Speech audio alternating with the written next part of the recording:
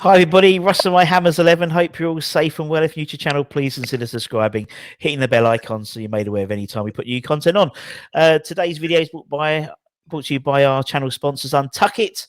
Make sure you look at the website description below for your shirt, t-shirts, polo top needs. The shirts particularly are quite good because they're designed to be untucked, hence the name. So little short asses like me, they look good. They actually look good. And with lots of different sizes, 40 different sizes, I think. Even the more rotunded of us, that sort of lockdown body, which never happened. There's always some good shirts, so keep an eye out for promo codes and stuff we put coming up. Today's guest, he's a busy man. He's writing a play at the moment, which we'll talk about as well. It's Mr. Paul Bass. Hi, Paul. How are you, man? Oh, Russ, I'm good, thanks. Thanks for having me on. Pleasure, man. Pleasure. The kids are out of the house, so yeah. we can all talk about West Ham, so it's not too bad. Yeah, because I forgot it was half term, you see. When we get arranged, and then my wife went, "Oh, it's half term." I was like, "Oh, no." But I know. It just popped out. So. And half term with lockdowns even worse, isn't it, at the moment? It's just because it's like all the kids' clubs and stuff and stuff to do with them is all shut down or all sort of socially distanced. It's just a nightmare. How are you, by the way, apart from that? Yeah, no, all good. Yeah, just plodding along. You know, we have with the old lockdown where I work. We haven't really been affected by it because, I mean, I work in food distribution for. I won't name the company, but they're a big supermarket, and every little helps. Yeah. Yes, indeed. And so it's probably you've probably been busy than ever, to be honest, mate. And to be honest, so yeah, I mean, being classed a key worker now is quite strange. Yeah. But you know where we are, we've had a lot of influx of people over since sort of March, April. Some temporary, some a bit more long term. I help with the training now. I do training there, so cool. It's good because I like meeting people and getting to know people and having a bit of a laugh while being serious and teaching them a job as well. So well, it's one of those things as well. It's like also it's things like human contact and talking to people is something which is a very rarity at the moment. So any opportunity you can do is great. That's why I do this channel, because it means that I talk to different people all the time. Some people I've never met like you before, but we can all talk about West Ham. So it's a common thing we can talk about. And same with you guys at the supermarket. You're in the same bubble, so to speak, not that type of bubble, but no, I know it's all good. But apart from that, family are well and healthy and safe and stuff. Yeah, all keeping good. Yeah, good. That's good, man. We haven't driven each other mad just yet. No. There was about 3 or 4 day period, I think, where we were really, really ratty. My family with each other. We moved my mother-in-law in for that sort of initial lockdown period. I think she's coming back soon. And there was like a little bit tetchy. And then I could obviously diffuse the situation by walking off to the garage to do an episode. so you're in tier 2 now, or?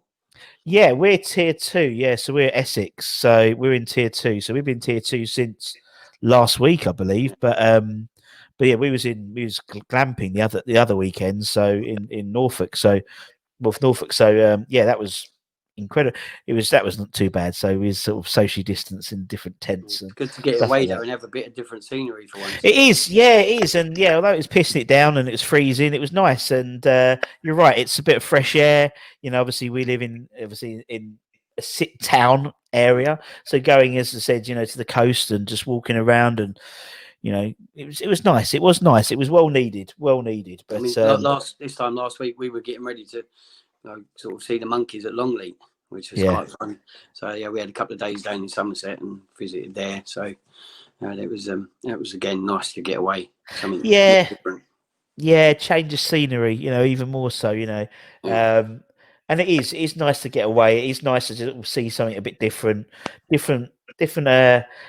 taste of air. Do you know what I mean? It's like that sea air. It's just so different, and you just feel so like you're still knackered because it knackers you out. And no, I loved it. I love Norfolk and the Broads and stuff. We go there every year, so we thought we'd do glamping. We usually do caravanning. Paul's dropped out. He's probably got a phone call. There he goes back. Yeah, we usually go caravanning, so we went glamping. There we go. Terribly exciting stuff. I'm sure everyone's really riveted by my discussion of my holidays jaunts to North Norfolk. But but West Ham still, West Ham are keeping us entertained. So there's always something going on with them. Yeah, it's still the soap opera, isn't it? It is. No, he hasn't It's not, changed. it's not as flamboyant maybe as it was in the the late 90s and stuff with the characters we had then, but we've still got a few dirty dens, I suppose. Yeah, and it's always been the way. Always been the way, Paul. Since I can remember, there's always been, West Ham's always, and that's why I think there's so many West Ham YouTube channels, because there's always something to talk about. Yeah. I don't know how many channels Southampton have got. It's like you don't hear much about Southampton in the press or anything like that, do you? And there's always something to go with us guys. So it's no, it's all good, man. Yeah, so anyway, so yeah, it's all good and fun, and hopefully we'll have some more fun to talk about at West Ham. There's loads of stuff coming up, so it's all good, man. Obviously, you've got Liverpool at the weekend, which will be good. And Moyes just seems to be getting a tune out of them, doesn't he? Really, which is really good. What are your thoughts on how Moyes is working, stuff like that? I think he wasn't necessarily a favourite appointment, but he did a job when he was there before, and with some of the players, like when we had Arnautovic under him, he got the best out of him, and he's mentioned do the same with Antonio. Yeah, which I mean, if he is missing for the game tomorrow, against Liverpool, then we are gonna, it will be difficult, even though they've got their injuries. He is our catalyst. He's like our focus. It's sort of like the pivotal point, isn't it? Really, if you think about it, it's like everything we do sits around him, doesn't it? Really. So, but he might not be injured. Who knows? That's what I love. That's what I love about this. Is you just don't know, and that's what I think is so much fun about everything at the moment. Because, and again, it's intrigue, isn't it? There's always something going on with West Ham, and that's why I love it, man. That's why I love it. It's never simple. No. We never do things easily. No. But if we ever did, it wouldn't be West Ham, would it? It wouldn't be West Ham. So be like all the others, and yeah, who wants to be like everyone else? Yeah, who wants to just finish 10th every year?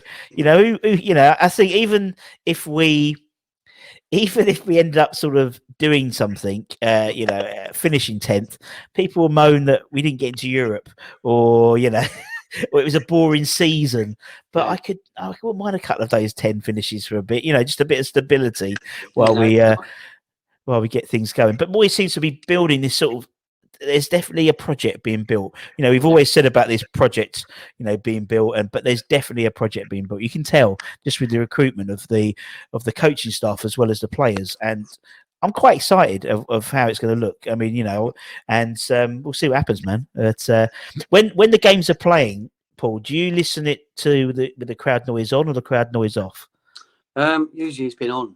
To be fair, yeah, because I watch it on my phone on now Netflix. If I'm not Netflix now, TV. Sorry. Yeah. If I'm at work and I'm up in the canteen catching a bit of it, or so with the Tottenham game the other week, I had my lunch and I'm like 3-0 down, 20 minutes, sitting there for half an hour eating, thinking this is just going to get worse second half. Yeah. I was just completely forgetting it. And then someone said, "Oh, check the score." I'm like, "Oh, it'll be about 5 or 6," and I was like, "Oh wait, it's 3-0, it's finished." So from being like down there, I was like right up in the clouds. I was loving it. Yeah, and for me, it's like, I mean, I always listen to it when I'm watching the away games. I always listen to it with the crowd noise off, because I quite like all the hearing like Moyes shout and all the players shouting. It's quite interesting to see how people what people do in terms of how they're being shouted at, and who's the ones that are domineering, who's the ones that are shouting and sort of trying to get the team in. And it surprises me. I mean, Oggy does a lot of shouting, and there's Deck as well, which is great, which we all assumed he would do. But it's all good games. But no, I love it. And as I said, long may it continue, man. Long may this sort of run continue, because it's surprising people, isn't it? I mean, when the fixture list came out, we were like, oh god, we were all in depression because the first 7 or 8 games, and. Yeah, it's all right. It's all we're getting, but then that's always the way with West Ham. It's not necessarily the West Ham way is, yeah. If our first 7 games were Burnley, Sheffield United, Fulham, West Brom, we would probably have no points just because it's the West Ham way. But no, it's all good, man. Yeah, right. So we see the shirt. We know we're talking about West Ham. The first question I always ask is, why is West Ham your club, Paul? What's your story, man? Well, basically, when I was, because I'm a bit older than you. No, like, Experience. You're more experienced than me, yeah, Paul. but when I was growing up, I mean, I was born in Kent. We have lived in London for a bit, but my dad's from Whitechapel, Yeah. so I've got East London in my blood. But you know, when I was a kid, it was like Keegan was the man that I used to admire. I was like 4 or 5 years old or whatever, and he was in his pomp at Liverpool. Yeah. Then he went to SV Hamburg. I'm like, how'd you follow them? Because it's not like nowadays you can get any result or watch games in anywhere nowadays. Can't you? Yeah. Hard stuff, but yeah, back then you couldn't. So it was sort of followed him a bit, and he was Southampton. Then he went up to Newcastle. I'm like, oh, I'm never going to get to see him now. And then my brother Steve, my second oldest brother, he's West Ham. He said, "Well, come and follow us." And this was the last game of 81-82 season. I think we lost 2-1 at Wolves. And so, you know, that's kind of my introduction to West Ham. And then the next season, he took me to my first game, and it was 7th of September 1982, which, funny enough, was Ray Stewart's birthday. And we know how great he was at penalties. Yeah. And we played Ipswich, and it was 1-1, but he had a penalty saved. And I was like, no way, because my brother's like, this man will not miss. And we was in the old North Bank. Right behind the goal for the first half, and that's where it was saved. He went, second half we'll go right at the top. And we were losing for like what seemed forever. And then Frank Lampard, obviously the dad, senior, great player, and like you said in a few podcasts, doesn't get the mentions because of young Frank. Yeah, which I think is unfair because I mean, young Frank was a great player, and I can understand why he left, but he got a bit too embroiled in the banter, should we say, from some of our fans who think he wasn't a good player. Good way of describing it. Banter. Yeah. Banter. I like that. I'll tell you for anyway. So no, Frank Lampard scored this cracking volley down at the South Bank end, and obviously it finished 1-1. Yeah. And I was like to my brother, I was like, oh yeah, this is great. I want that kid who went on before. I'd love to do that. What's that? He went, oh, it's the mascot. I said, oh, how can I get to do that? Don't worry. He said, don't worry. We'll write a letter, but we'll pretend to be mum. So he wrote a letter to West Ham as my mum, saying, oh, my youngest boy would love to be a mascot. How much does it cost? Rah, rah, rah. Yeah. And about a week later, mum got a letter. What's this all about? She goes, I can't afford that. It was like, I don't know, a couple £100 or something, which she had 4 of her 5 boys at home then on her own. So she didn't say she pleaded poverty because it was difficult, but she was like, I can't afford that. So she made a point of writing back to West Ham. And he said, oh, phone us up and we'll sort something. And then they said, oh, there's a game against Man City. Your son can come along. He could do everything that a mascot would, apart from go on the pitch and get a kit. But he could all be for free. And she's like, oh, it's against Man City. My oldest son's a Man City fan. Can he come as well?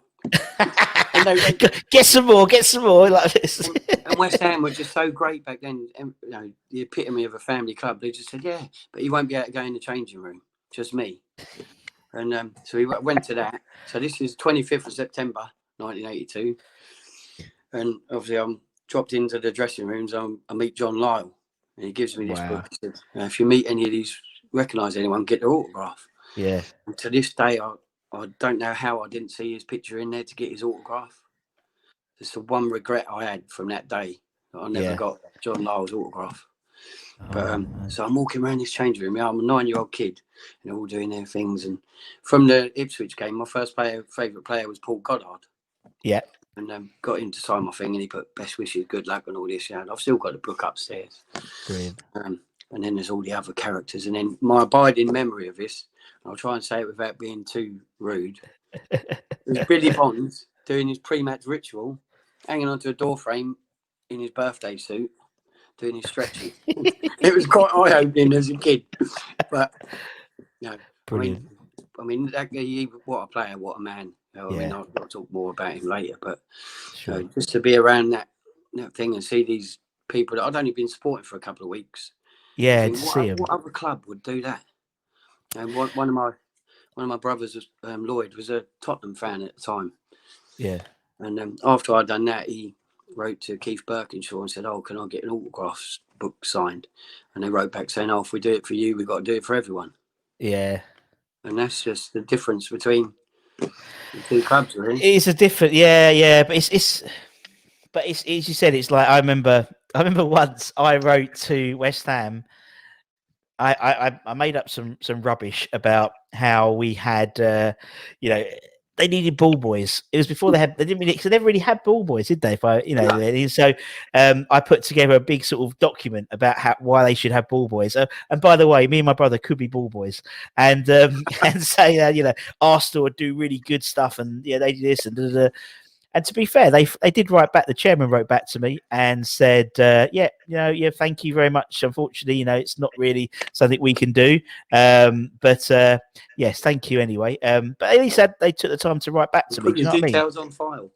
Yeah, exactly. Keep the details on file because you know a few years later they might need someone to play on for play bubbles, and the rest is history. But yeah, no, it's yeah.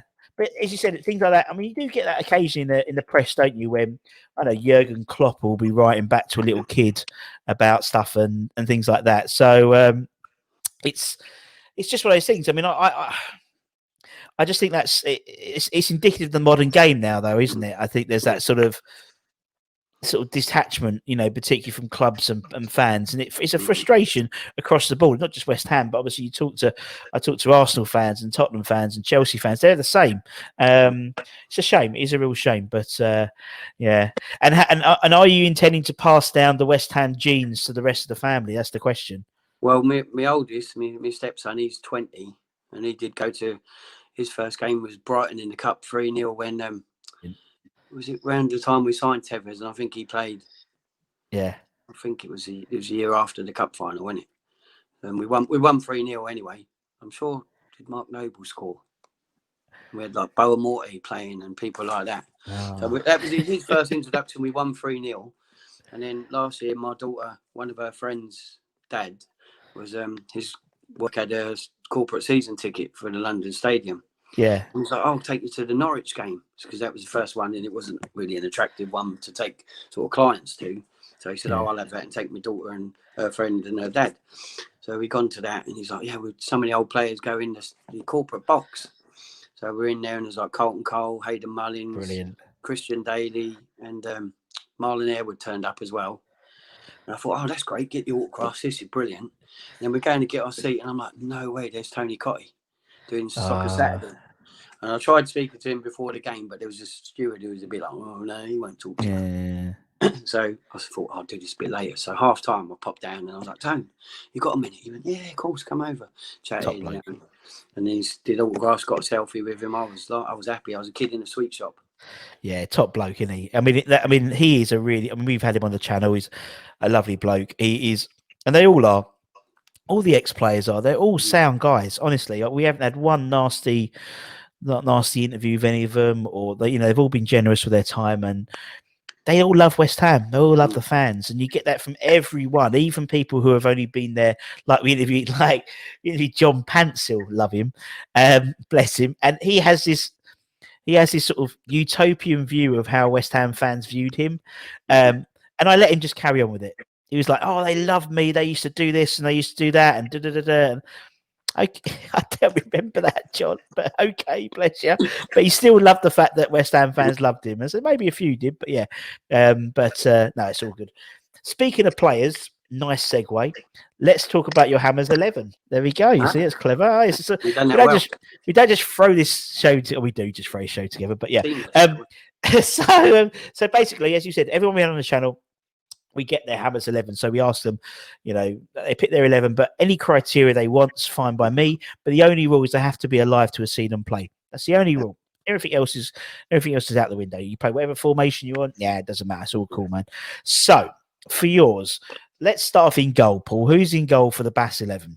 Well, I'll do some mentions as well because obviously honourable mentions. Since '82, there's been some great keepers. Obviously, he's not in it, but the second best for me was Ludo. I think he was just brilliant, and I did love. I'm sure it was like Andy Gray on Sky Sports. He just once said, Ludo McCloskey, 6'5", jumps 5'4", and like it was that bit about Ludo on his day, like the man. United game, he would be absolutely superb, and then like typical West Ham, you play like Barnsley or Bradford or something, and it'd be like really. But no, I mean Ludo was fantastic. He was so commanding as well of his box, but for me the top keeper has got to be Parksy. Parksy, yeah, it's a good shout. I mean, he's a bloke, he's top bloke as well, isn't he, Parksy as well, by all accounts. I'm going to do a 4-3-3 by the way as well. If that's 4-3-3, yeah, of course you can. Of course, I'm going to But, make a note so I know it. 4-3-3. Yeah, Parksy, top bloke. Obviously, turned 70 over the lockdown time. 70, God, it's crazy, isn't it? But yeah, top guy, top keeper. And yeah, when this all settles and the dust settles and we can all get back to meeting people, we're gonna do Parksy in his bar. He's got like a house bar, so that'll be awesome. That'd be awesome. So yeah, right. no, Okay, my front door now. Hang on, it might be a delivery. Go and see it. Hopefully, it's not the dishwasher man. Yeah, that's like my meme now, isn't it? The dishwasher man. But anyway, for anyone watching, keep an eye out as soon because we're going to be doing another charity thing soon with all the West Ham YouTubers for Iron Supporting Food Banks for the Christmas appeal. So keep an eye out for that. Hey, he's back. There we go. That's all right. I was just doing our charity plug because we're going to do an Iron Supporting Food Banks again for a Christmas appeal. So we've done that. Anyway, Parksy, yeah, totally, yeah, domineering man. I've got a nice story as well. There was go for it. Obviously, years ago, I used to be a junior hammer. Yes. And then probably when it first started, a guy called Bill Elliott sorted it. Yeah. But when Parks had his testimonial week down at Sussex Beach Holiday Village, which used to be owned by our esteemed former chairman, Mr. Brown. Oh, of course. He was down there with all the players, and Mum took us to it and that. And on one of the days, there was the beat the keeper penalty competition, and whoever won it would get to the final at Upton Park. Brilliant. And I only got 3 out of 5, so I missed it by a whisker. But my first penalty, I sent him the wrong way. I was like, yes. Used to do me older Ray Stewart. I didn't blast them like Stewart. No, no one does anymore now. No one does anymore, do they? No one sort of blasts them anymore now. But yeah, he gave him the eyes and went the other side. That's what. Yeah. And I always did that when I played as well, and it most of the time worked. So brilliant. He was a great keeper, and in the bar one night, chatting, and he was just like a normal bloke. And even though I was this little like 14, 15-year-old at the time of that, he was, he was really top bloke. Just like you knew him all your life, nearly. So yeah, and they all do. And that's the one thing that all those ex-pros do.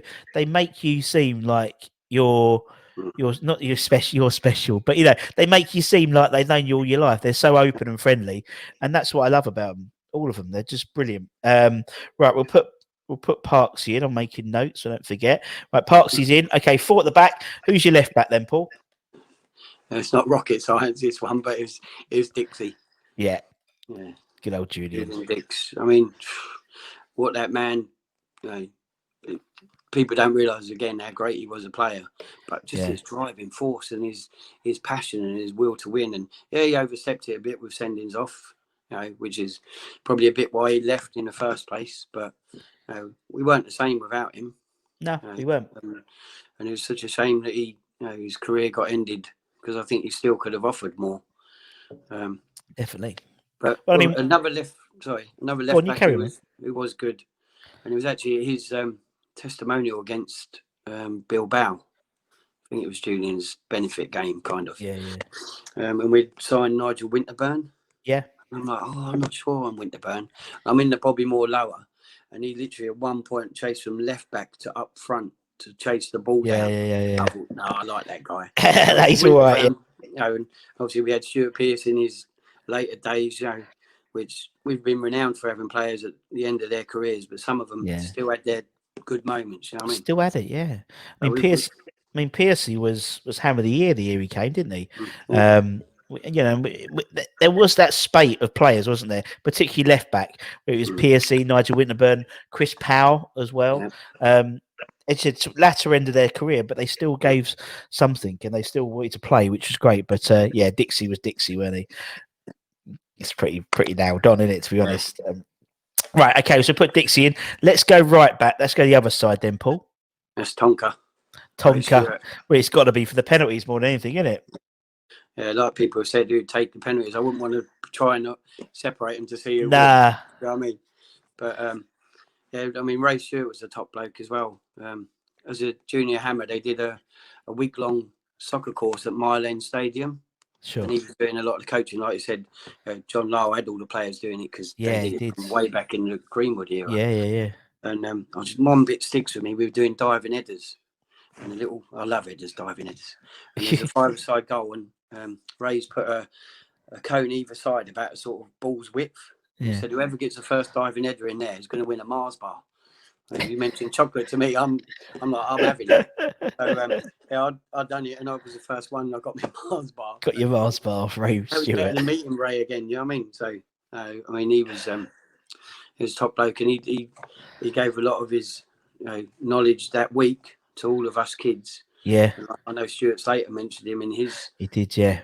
About how good he was for a pro, but it felt like he was just like that for a kid that come along for a half-term football week as well. So yeah, and that, I mean, when we interviewed Slates, that was a really, really interesting thing. He said, literally he would, Tonka was every week at the Sunday League games watching him. It's like, it's mental, and for a kid as well. It's like, God, this club must really want me if their starting right back is watching me every game, and he's a great guy. Ray, he's a great guy. Again, another one we're getting on the channel when we're stopping to do this Zoomy thing. Yeah. He hates the Zoomy thing, bless him. But again, could have ignored my call, could have ignored my text, but no, he picked it up. We had a chat. We chatted for about 2 hours about West Ham. Top bloke. The other strange thing was obviously I said about the first game I went to with the penalty save. The 25th September Man City game, we got a penalty. He had that saved. In my first 2 home games, I've seen him. He probably missed 3-4 penalties his whole life. And I thought, put about 60% of them. And it's like, he must have been thinking, "Don't let that kid in again." Yeah, I was surprised you could understand what Ray was saying when he was coaching you, though, because he's got the most broadest Scottish accent I've ever heard, and I still can't understand him. Right, okay, let's go centre half. Who's your first centre half then?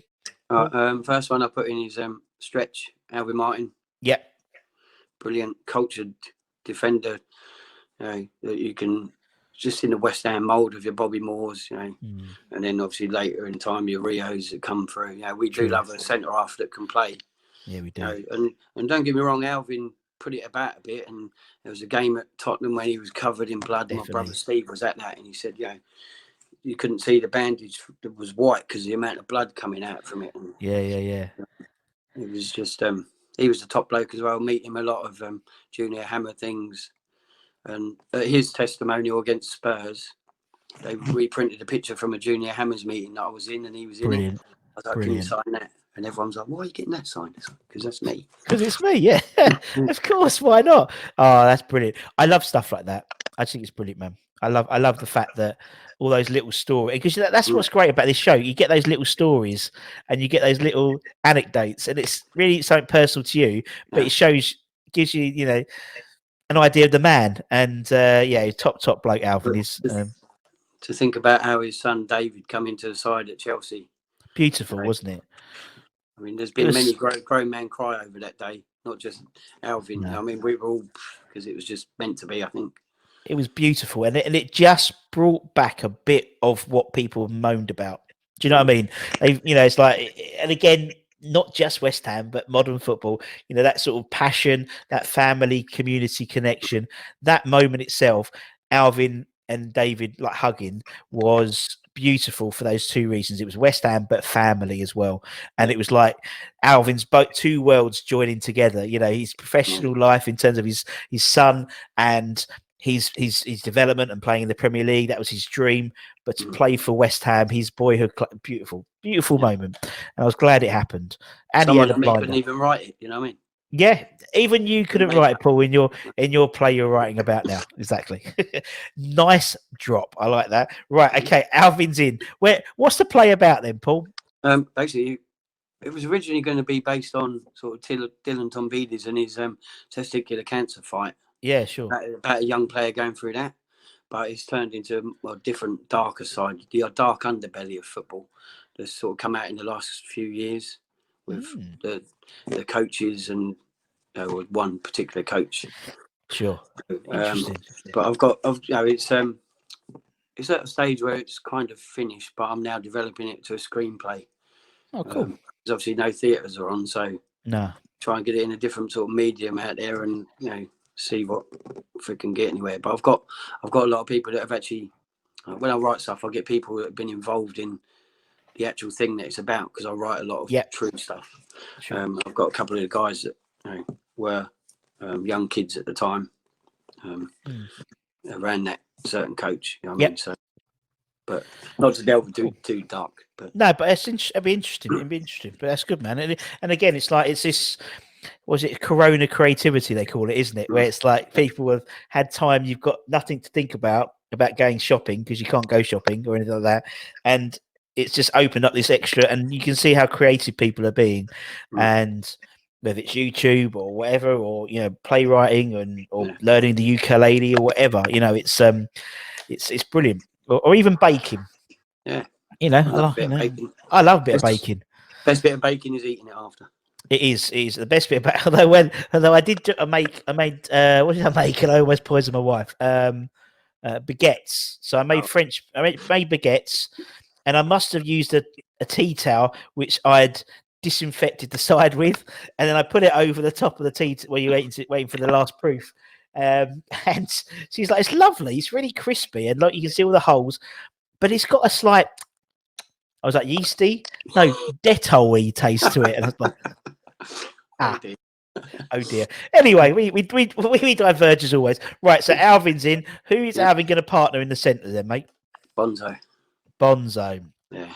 Talking about another man crying. There we go, Bonzo. Oh, I mean, it was about time the club did something for that man. Yeah, it was, yeah. Well overdue. It took so long, but at least it wasn't after he'd passed away or anything like some of our greats. Which, and not just us, a lot of other clubs only do things when people pass on. Yeah, when they're there. Definitely. What a man, what a player, what a legend. Obviously, he became manager sort of probably reluctantly, but the day of the 91 Cup semi-final, I played in the Cup semi-final in the morning, got absolutely spanked. We were 3-0 up and lost 8-4. Come back and watch West Ham get beat 4-0 by Forest, and just hearing that crowd, Billy Bonds, mental. What other team does that? Exactly, and obviously we've interviewed a few people who played in that game, and they were half embarrassed and half proud, because half embarrassed because they lost 4-0, and half proud because of how their fans behaved in that game, and it could have turned nasty easily, that with the sending off. I mean, if he Slates is like still like sitting there like still fuming about it 30 years on. Do you know what I mean? But it was a special day which showed West Ham in all their glory, in the good side. So that's why they were, but and Bonzo. I mean, Bonzo is a fantastic man. I mean, even when he got the stand named after him, he still looks fit enough to do a job. Yeah, he probably beat everyone in the race still, wasn't he, in the old pre-season run? Yeah, and Haynor, definitely. He was just phenomenal, and he was.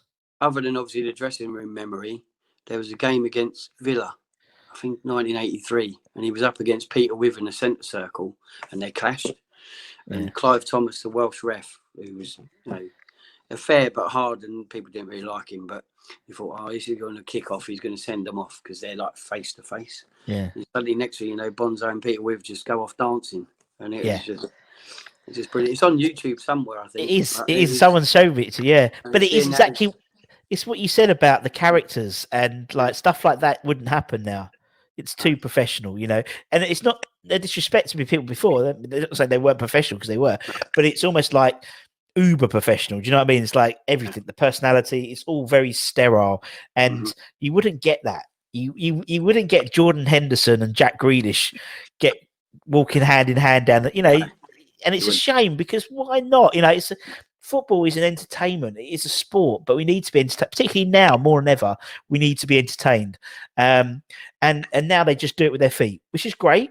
But West Ham fans like a bit of personality, and I think, talking to a guy the other day about it, I think West Ham as a team have probably the most personality. They've got a lot of personality there. Antonio, crashing his car dressed as a snowman. Snoddy's always up for a laugh. Mark, you got Deck's always up for a giggle. There's even Pablo Fornals, bless him. When he was on Twitter and singing Bubbles, they're actually a good bunch of lads. And I think with people like Nolan and Stuart Pearce and Alan Irvine and Boise, you've got a real nice personality. Not to the extreme of Monks and Bish and Ruddock and stuff, but it ain't bad. It ain't bad.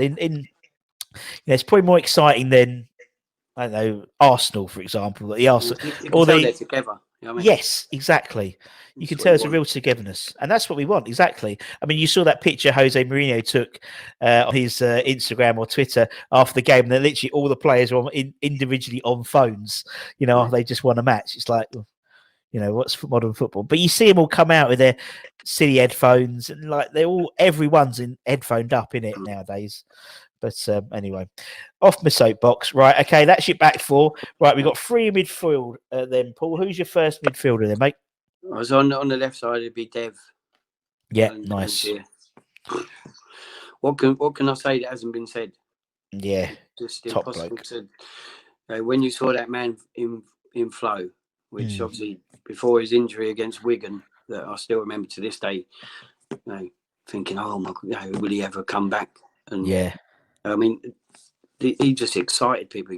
He was standing in, but he got most people off their seats nowadays. If he was in this era, he would, like you say, what would he be worth? Astronomical amounts of money, because he could just beat people just by looking at them. They'd just be running a mile, and it's when we've had the players we've had over the years. Think, I'm proud that he was West Ham, and you sort of think that with Devonshire, because he was just superb. different class, wasn't he? And also, like nowadays when a player gets injured, so let's talk about Antonio. So Antonio gets injured, and we know he's going to get injured and be out for a few weeks every sort of 3 or 4 months. That's what he does. But obviously Devonshire had that horrific injury, and most people wouldn't have come back. And he obviously had to come back and reinvent himself as a player. Football's so one-dimensional, it seems now. So like Michael Owen, for example. Michael Owen, once his hamstring went, that was it. He was buggered as a career because he couldn't adapt his game. It was all about pace. Whereas Dev had to become a different player and reinvent himself completely. And just shows that how, the makeup of the man, that he could do that. And it's brilliant. Brilliant. Lovely bloke. And a top guy. And, obviously, I think he's at Maidenhead now. I think they're starting to get a few wins on the belt now. So, lovely guy. Although he's rubbish at technology, though. That's he had to get his wife to sort out his Zoom call with me. But, bless him. Right, we'll put Dev in. And as you said, like what would he be worth? How much would we pay for him? I mean, obviously, we paid $5,000 for him then. He wouldn't afford him in modern days terms. How good he was. And what is great is you can speak to fans of other clubs, and you mentioned Alan Devonshire again. They go, superb player. Yeah, no denying. Nobody ever wears their own club's tinted specs. They just, if they're a football fan, which most of us are, even if we got beat by Tottenham, if they played well, and I've got Tottenham friends, I'd say they played well, they deserved it. I know I might get backlash here, but but you would do. I mean, you appreciate football. At the end of the day, you want to see it for you more often than not. Yeah, but if you see a bit of genius, we've been lucky enough. We've had some geniuses in our time. So you just appreciate them, whether they're for you or against you. And as a West Ham fan, as you said, we appreciate good football. We always have appreciated good football. So if there's a player who's good and not necessarily in the claret and blue, so for me, it was Thierry Henry. When Thierry Henry was in his pomp, that sort of 2 or 3 years where I remember going and you'd watch him, and I remember him Upton Park. He was skate. It was almost like he was ice skating across the pitch. It was that elegant. It was such an elegant player. Obviously, we had our own little one in Freddie Canute, who I was, and it was like, yes, here we've got our Henry, then he buggers off.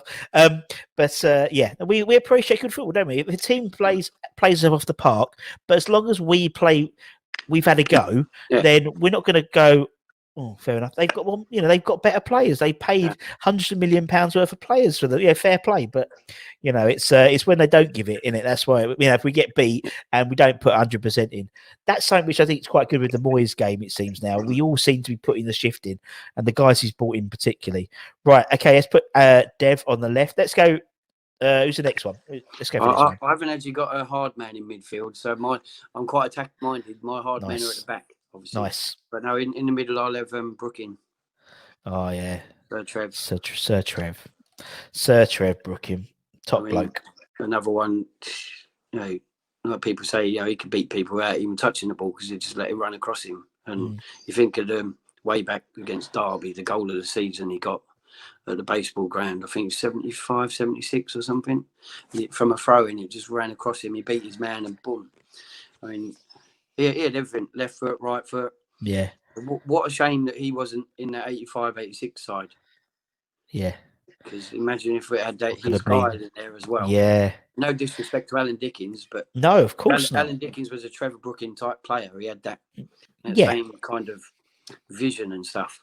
But if Brooking was in there, I think we'd easily would have won that. Yeah, but also who did we interview? I think it was Waldy. We interviewed Waldy, and he said he was talking about the 85, 86, and then he was doing his 11. Yeah. And he said, I know I didn't play with it, but I'd have put. I knew Judy. He said, if I put Julian Dixon left back. He said, if we had Julian Dixon left back, we'd have won that league. No problem at all, because he reckoned that was the only piece of the parcel.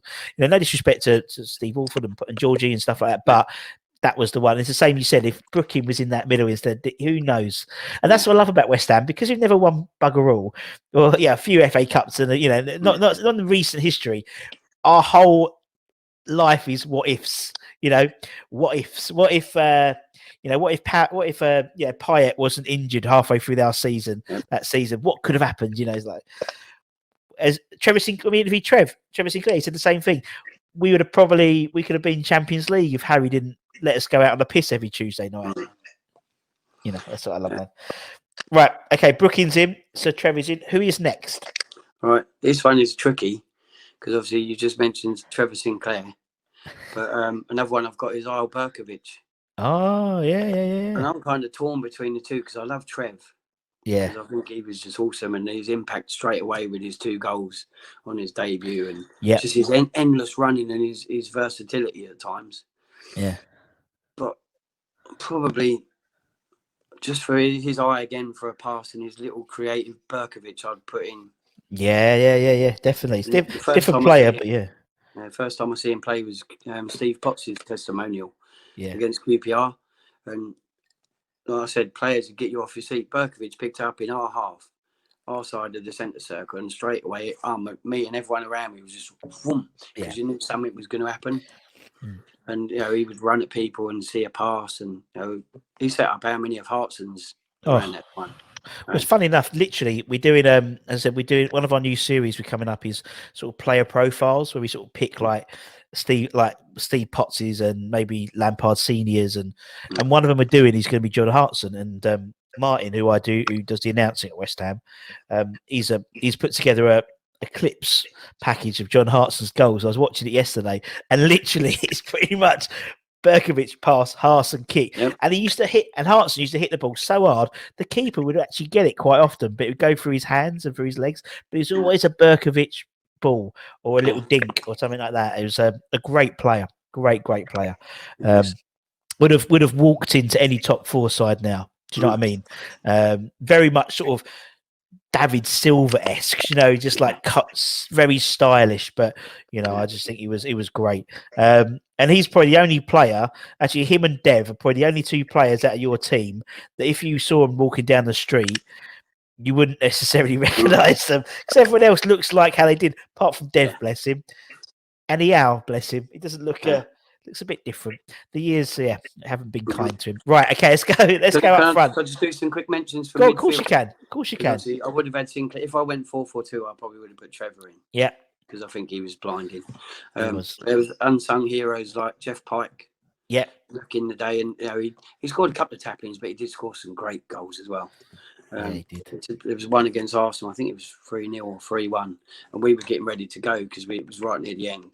We started walking out of the North Bank, and then suddenly just knew it was going to happen, and bang! It was brilliant. And we never left games early much. No, well, he had that goal with him and Wardy, weren't it? At Man United. Well, it was the training ground goal, but it wasn't. It was a complete fluke. But it was a short man, and that was a great towering header, wasn't it? It was. It really was. But yeah, Jeff Pike was brilliant. George Paris. He was versatile as well. He played in midfield at the back and stuff. And the Chelsea away game when he's marauding down the left, setting up Cotty, and that man had sort of West Ham in his blood as well, and he did all the passion and the fun of Antonio. He played with a smile again. You know what I mean? Yeah. So It's people like that. And You like that? the last one I'll mention is Liam Brady, because the Yeah. little time we had him, he was superb. Brilliant. Because I lived down in Kent, and Gillingham was my sort of local club that we lived near. We Mm. played them in a few friendlies, and one year he scored a peach of a free kick. And the friends we went with, she went, "Oh, I'm a member of the social club. We're going and say hello." I was like, "Yeah, right." Yes. They're having their after match meal. Ian Brady's eating his chicken pasta or whatever. And I'm like, "Great goal, mate." And he's like, "Oh, okay, cheers, yeah." Thank you very much. It was, and Arsenal away in the cup when Leroy Rosenia scored. Yeah. I mean, Liam Brady loved that, but me and my brother were there, and you could see us. We watched them. Said to Mum, "Quick, you got to tape sports night because we won." So we went home and then just kept rewinding the video. I'm like, "There we are." There we are. Yeah. No, that was a great night. And that's nice, isn't it, when you do that? I mean, too often in recent years, I've come home from a game and you know, unseries linked match of the day before I've even had my curry. You know, for the court for the tikka masala's ever been opened. You know, and then the wife just knows straight away that we've had an absolute stinker that day. Yeah. And that's fun, isn't it? Trying to find yourself in the crowd and stuff like that. Yeah, that's good fun, man. Right, okay, so we'll put Berkovic in. We write that down. So we're gonna have 3 up front then. So who we got first then, Paul? Paolo Di Canio. Ah, Mr. Di Canio. Where I said about players being great, even if they were for other teams. Yeah. First time I saw him, we played Wednesday at home, and we won with a late Kitson goal. But Canio and had that Petter Rudy at the same time. Yeah. I was sitting in a chicken run that day, and obviously that could be quite, even in that time, people were still quite critical and let people know if, but people around would just stand up applauding the man playing against us because he was just brilliant. And to have him then come to us, obviously it was only because of that referee incident, which Paul Walcott used to be the manager of a shopping centre in Maidstone. And me and my dad used to clean the place there, and we used to see him most mornings. And I was like, I really want to wear a West Ham top, especially when we had Di Canio with us. But bless him, I think he passed away a couple of years ago. Paul Walcott. I think so. Yeah, I think it was something like that. I remember seeing. Yeah, but no, he was a nice guy, and he would always say hello and stuff. And it was really unfortunate what happened, but he got us Di Canio, and what a player! What Wimbledon goal, other things. Tony Carr's testimonial. He's done 5 people who was going in, and some young upstart kicked it on the line to go in. I'm like, no, that was Paolo's goal. It was, why? How can you do that to the man? Do you know who that man is? And he still had it then. And, amazing player. And we talk about entertaining and like little things like Bonzo, hand in hand. And that was Paolo, wasn't it? He had he could entertain you with his feet, but also he could entertain you with just him. And his characteristics and his charisma, and you're right. We would never would have got him, but also in the same way, if he didn't push that referee over, he may not have had the Premier League accolades and the Premier League career that he deserved. Because obviously, as you said, he was good at Sheffield Wednesday. He wasn't sort of headline news, but he came to West Ham and became, a Premier League great. You talk about the great foreign imports on Premier League. Obviously Bergkamp, Henry, Zola. He's in that mix. And so, and he just loves the club. And absolutely loves the club. The club love him, and he's just brilliant. You'd pay your season ticket just to watch him, wouldn't you? Really. Loved the man. Absolutely loved him. Right. Okay. Mr. Di Canio is in, and also I love a play of a good song. Do you know what I mean? That's when because obviously, there's certain players who have a good song and it just worked. It just fitted him so well. He loved it as well. There was a story when I think it was Mick Clifford when I interviewed him. He was waiting for him to interview Paolo, and all we could hear for 40 minutes in the showers was someone whistling the Paolo Di Canio song, and it was him whistling his own bloody song. But you can expect that with Paolo, wouldn't it? Right. Okay. Paolo's in. Who is next then, Paul? And I'd have the best poacher I've ever seen in my time as a fan, Cotty. Yeah. BC is debut goal against Tottenham. What more can you ask for any West Ham player? But as a kid, who had such high hopes, and it just showed how well John Lyall knew football, that he could throw a 17-year-old in on New Year's Day against Spurs, and that would happen. And he became what he became for us. I think he was just brilliant. Anything around that box, that was his. And it took me a long time to meet him. But like I say, last season at the Norwich game, we won 2-0, and that put the icing on the cake for me, meeting Tony. Top guy. Top bloke, and he's a fan, and and I think there's something to be said about players who play for their boyhood club, like with Mark now and TC, and he's a proper fan, and obviously we've interviewed him, and he's obviously a real stats man, and so I had to make sure I got all his goals right, and I didn't. I buggered up one thing. I think I said he had 7 England caps, he had 8, or I said 8, he had 7, something like that. But no, top bloke, and as you said, ever since him, we haven't had a goal scorer like him. Although nowadays, I can't remember who I was talking to on a previous episode. We were saying that maybe the Tony Cottee poacher goal scoring role isn't used in the modern game, because you think anyone who scores goals now, they're not Tony Cottee-esque. They're even people like Vardy, he's not a goal poacher. Even Danny Ings isn't a goal poacher. Michail Antonio isn't a goal. They're almost like a front man, and they're forward rather than a striker, and that's what TC was. It was a striker. Probably the last one we had of that would be probably Hernandez, maybe Chicharito, Defoe. But they're not in the modern. Defoe is obviously playing at Rangers, but they're not.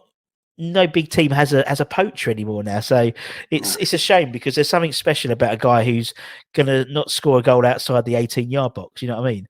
And you just know he's there. But that fox in the box role, no, it's just not around anymore. It's like the free role as well. You don't see many players having a free role. They're all like put into positions, and again, I think you lose a lot of. Yes, you just lose a lot of creativity because of that. It's like something like Jack Grealish in a free role. That's his role. That's what he should be doing. But anyway, we're just slating off modern football even more. Okay, right. Okay, so Canio Cottee, there's one more spot, Paul. There's one more spot. Who are we going to have? From the greatest team of my era, the 85-86, Frank McAvenny. The Mac Man. Yeah, and like I say, with that picture with Alvin Martin at the Junior Hammers meeting. Yeah. Bill Elliott, the old guy that organised, said, "Oh, do you want a picture, Dad? Come here." And obviously, I knew the players that were at the meeting. Yeah. And I felt a hand on my shoulder and looked back, and it's McAvenny, and I'm like, "Oh, this is And I remember looking up at him, trembling, saying, "What was your favourite goal?" And he said, "Oh, my first one for the club against QPR."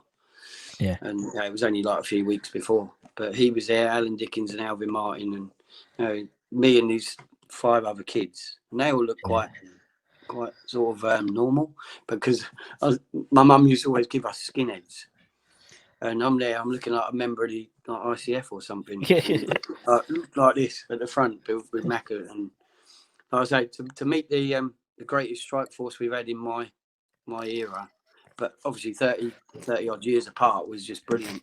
Yeah, if I could have met them both together, that would have been even better. But McAvenny, man who, the impact he had in that season, and I mean, as a young lad as well, sort of seeing beautiful women, he'd always have one on his arm walking into the ground, and exactly, yeah. I've seen that lady somewhere before, early in the newspaper. It was one of the front 3 pages, I think it was in. Yeah. But he was, I mean, and he was like probably the first, because obviously, famously, obviously, Moore and Pete, I mean, they had sort of, obviously him and his wife, they had like that sort of TV personality around them. But Macca was probably the first like playboy at West Ham. Do you know what I mean? Like modern play, and he was brilliant, wasn't he? Just like he had everything about him. And I think I think it was Sam Delaney I interviewed, and he'd heard about this guy. No, he hadn't heard about this guy. He went to an Orient. I think he played Orient in a pre-season friendly, and he was playing. And he thought he was Italian, because like he thought he was pronounced Machiavellian, and it was like, and he had this sort of like blonde Adonis-like hair, and playing in the midfield then, obviously, because that's what he was when he was bought for. And again, just shows you how weird football is. One injury, Goddard going out, and La pushing Macca into from a 10 to a striker role, and the rest was history, wasn't it? And he was again a top bloke, and has any time, although he always plays bloody golf though. Every time we try and call him, he's either on the field or he's cut off the green or just about to come on the green. Honestly, it's like, that's one of the things I've learned from doing this channel in the last 5 months, is how much golf footballers do play. I always Yeah. thought it was like just a bit of a, oh yeah, but they all play golf all the bloody time. I'm surprised I get a chance to anything else, but yeah, Maka is just the man, wasn't he? Just a total gentleman, and obviously he does all the circuits, doesn't he? He does all the. I think we've had Len Herbert from Maudeville Promotions, and they've got one soon with him and Waldy, which should be good giggle in Frinton. Tickets still available, I believe. So anyway, right, as Maka, Paul, man, it's been lovely. It's been lovely chatting to you. Really, really interesting stories, and that's what I like about interviewing people. Is like it's those, as I said, those little anecdote stories where you're a kid and you meet this player and that player. That's what it's all about, isn't it? That's what football's all about. It's about memories, man. We've got last 2 mentions for go for it. Go on, then. Obviously, I love Paul Goddard. Yeah. But from when I first started supporting him, and then one other that was so close to being him was Dino Ashton, who I've put some things on Twitter and he always retweets stuff. I'm like, he does, yeah. Like you say about the interaction and stuff. Yeah. But I'm pretty sure his last game before his injury was the Gillingham testimonial for Andy Hessenthaler. Quite possibly, yeah. And then he got called up for England, and then he got the injury. I'm sure it was, but him. And then we had I think we had Harewood and Cole and Sheringham there, and the people up front, and the sort of class that was there. But they come around afterwards, and I was in one of the stands there. And to think, he never really became the player that we all knew he could have been. Yeah. And he probably knew he was as well. But what a loss for West Ham and England and football in general, because definitely he had everything. But he was close. It's just that 85-86 season, then obviously Di Canio to keep him out. So, well, I mean, the 85-86 season. I mean, I think when we interviewed TC, he said something like there's still 17 club records or something like that, which is mental considering how many years we've been on, since then. And it's slightly worrying as well. The fact it's been so long since we've most home wins, most away wins. Yeah, so but we never know. We never know. This could be our year, Paul. Every year could be our year. You never know. That's the thing with West Ham. It's so unpredictable. That's why I love them. So I just think, as you said, we always keep us entertained, and we need some entertainment at the moment. So hopefully that continues, man. But anyway, it's been lovely, Paul. Thank you so much. I appreciate shipping your kids out for an hour or so. So that's always good. And you might have a couple of minutes to yourself. That'd be nice. Although quick cuppa, although the wife will say, "What have you been up to?" That was me. That's always for me. So my wife hates football. Oh, okay. Yeah. Well, that's what my wife says to me. So if I'm in the house on my own, and maybe I do an interview, and she'll come in and say, "So what have you been up to? What have you been up to then?" Well, just been watching a bit of telly. Couldn't have put the Hoover around. Couldn't have put the washing in. And then if it's the other way around, she'll be watching Netflix and I don't know, Australian Married at First Sight or something like that. But the Liverpool Cup final, we'd booked a Sun holiday. Yes, we booked it months before. Went on that in Norfolk, and we got there. It was Cup final day, and we went with friends. And my mates like, "You can't watch it." I was like, "I am." West Ham are never in Cup final, mate. We're watching it. So we're in the pub there watching it. It was literally me and about 87 Liverpool fans. It felt. Yeah. And the banter was great. It gets to 90 minutes. He's like, "Let's go." I'm like, "What are you talking about? It's extra time." Extra time comes. "Let's go." No, Mike, we're watching it. Got to penalties. Still watching. Obviously, it didn't end how we wanted. And then I applied the wife with a few sort of double or quadruple Baileys that night. Yeah. And then for a laugh, we're going back to the caravan. I said, "Oh, we'll watch your highlights later." But no, even I couldn't do that because it was a hard day. But that was the last great cup final for me. And probably for a neutral, and to hear definitely. "I'm Forever Blowing Bubbles" and "You'll Never Walk Alone," the two best football anthems side by side. You're never going to get that for a while, maybe. No. Yeah. I think everyone agrees it's probably the last great cup final we've had, and that was 14 years ago. You know what I mean? It's just a shame. But yeah, that was it was just a crazy day, wasn't it? That whole day was just crazy, and walking out thinking I don't think it's ever happened when we've walked out and I still think we've won. Do you know what I mean? It's almost like we still thought we won. It was like all the Liverpool fans are coming up to you and shaking your hand and saying, we nicked that one, we stole that one. It's like fair play, And again, it was the right teams playing each other. They've got Liverpool. They had like a mutual respect for each other, and it just worked. If it was West Ham Tottenham and that happened, it would have been like awful, or Chelsea or Arsenal, but it just worked with Liverpool and West Ham. And also because we played them like a week before and they'd kicked off, and obviously we'd lost Hayden and they'd lost Garcia, and anyway. Oh dear, thanks. Nice depressing end to the video. Cheers, Paul. Sorry. No, joking. It's all about memories, but thank you so much. And obviously thank you to everyone for watching. If you're watching on YouTube or if you listen to it on Apple Podcasts, Spotify, Google, whatever, give it a like, give it a share. And until next time, from me and Paul, take care, everyone. Stay safe, wash those hands, come in your irons, and we'll see you again very, very soon. Take care, everyone. See you. Bye-bye.